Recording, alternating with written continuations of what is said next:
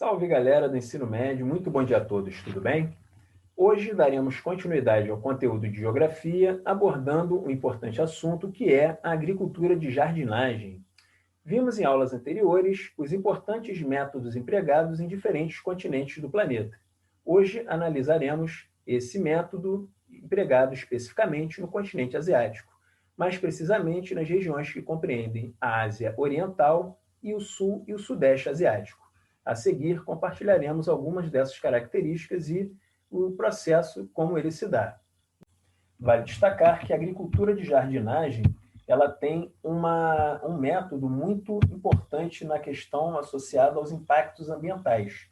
Porém, é necessário dizer que a agricultura de jardinagem é um método utilizado há milênios. Sua denominação está relacionada com os cuidados necessários do plantio, a colheita, como se as áreas agrícolas fossem verdadeiros jardins. Daí o termo agricultura de jardinagem. Nesse caso, porém, são plantadas mudas que serão cultivadas em áreas pequenas, geralmente localizadas em terrenos montanhosos ou em costas. Isso se dá muito pelas características do relevo de determinadas regiões do continente asiático, somando-se também ao fato de alguns países da Ásia terem uma limitação territorial. Então, um curto espaço de plantio possibilita um rendimento agrícola relativamente elevado com essas técnicas que têm um caráter aí de evitar ou reduzir a erosão de diferentes áreas agrícolas. Ok, turma? Vale destacar que a agricultura de jardinagem é encontrada principalmente no continente asiático e é conhecida pelos métodos pouco mecanizados e por servir como subsistência para muitas famílias. Então, essa agricultura é classificada como um método tradicional pelo fato dela não empregar um grande contingente de mecanização, uso de máquinas, defensivos agrícolas, sementes geneticamente modificadas, todo aquele processo que vimos anteriormente que é caracterizado principalmente pela agricultura moderna, que é mais praticada nos países desenvolvidos, ok? E ela também se caracteriza pelo fato dela servir como subsistência de muitas famílias, o que, de uma certa maneira, possibilita o emprego de uma mão de obra em grande quantidade, né, visando reduzir, por exemplo, a questão do desemprego, perdão, né?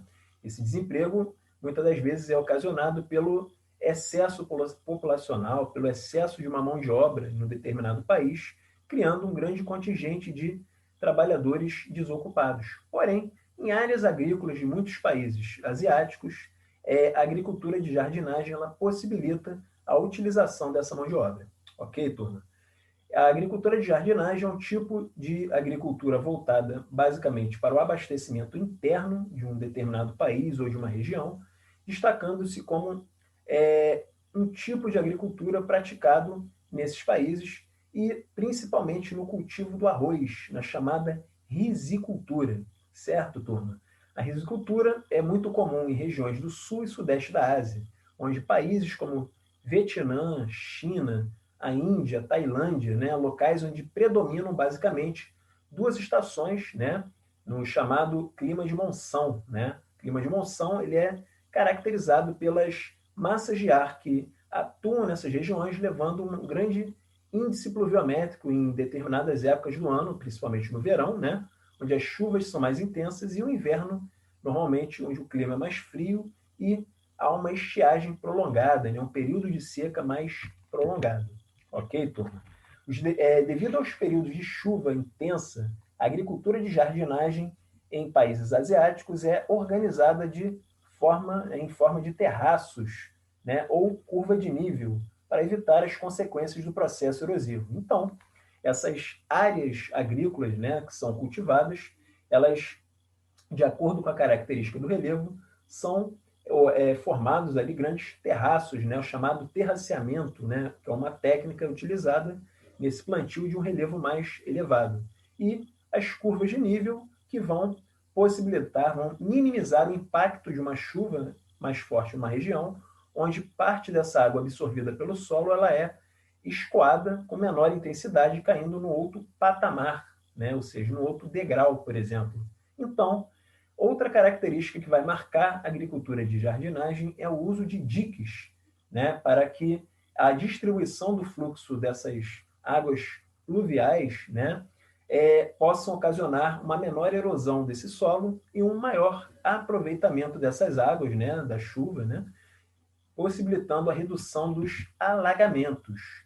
Então, na China, prevalecem também as pequenas propriedades, onde esse tipo de agricultura é praticado, né, devido à grande população excedente, conforme falamos anteriormente. Então, a modernização da produção agrícola vai ser substituída pela utilização de um maior contingente de pessoas atuando na agricultura. Ok, turma? Algumas províncias, porém, está havendo um processo de modernização ocasionado pelo avanço tecnológico, desculpem, que a China vem passando nas últimas décadas, impulsionando a expansão de propriedades particulares e a capitalização proporcionada pela abertura econômica, né? Vimos que a China, embora seja um país socialista, ela tem uma economia de mercado, né? Onde algumas regiões do país são abertas para o capital estrangeiro, onde a economia capitalista efetivamente é desenvolvida, como é o caso, por exemplo, das zonas econômicas especiais, que falaremos numa outra ocasião.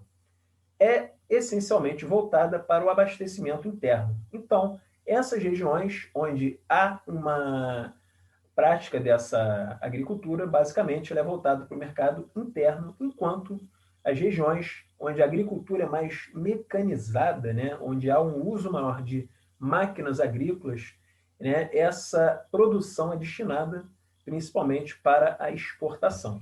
Ok, pessoal? Em países como Filipinas, Tailândia, Indonésia, dentre outros países do Sudeste Asiático, né, onde há uma concentração populacional mais elevada, uma densidade demográfica maior, as famílias contam com áreas muitas das vezes inferiores a 1 hectare, onde as condições de vida são muito precárias. Então, essa técnica tem um caráter também de um aproveitamento maior de um determinado território, de um determinado terreno, por exemplo, de uma família, né, de uma pequena propriedade agrícola. Então, essa técnica também é empregada com bastante sucesso nessas regiões. Em contrapartida, países que realizaram uma reforma agrária mais efetiva, como países um pouco mais desenvolvidos, como é o caso do Japão, a Coreia do Sul, ou mesmo a região de Taiwan, né, ao redor de grandes centros urbanos, principalmente áreas de climas tropicais, após a comercialização da produção e a realização de investimentos para uma nova safra, há um excedente de capital que vai permitir melhorar a cada ano as condições de trabalho e a qualidade de vida das pessoas. Então, o acesso à terra, à medida que ele é mais facilitado, digamos assim, ele vai possibilitar um excedente produtivo e um excedente de capital que vai, consequentemente, servir como uma espécie de um capital de giro, digamos assim, para que essa família possa produzir, possa não apenas produzir, como também empregar esse investimento numa melhor qualidade de vida dessa família, por exemplo, de uma pequena empresa, enfim. Então, essa proximidade dos centros urbanos também tem um caráter de facilitar, por exemplo, a comercialização desses produtos próximos ao mercado consumidor. Ok, turma? Por hoje ficamos por aqui. Espero que tenham gostado do vídeo. Fique atentos aos exercícios. Qualquer dúvida, ela poderá ser sanada através da nossa plataforma. Um grande abraço a todos e até lá.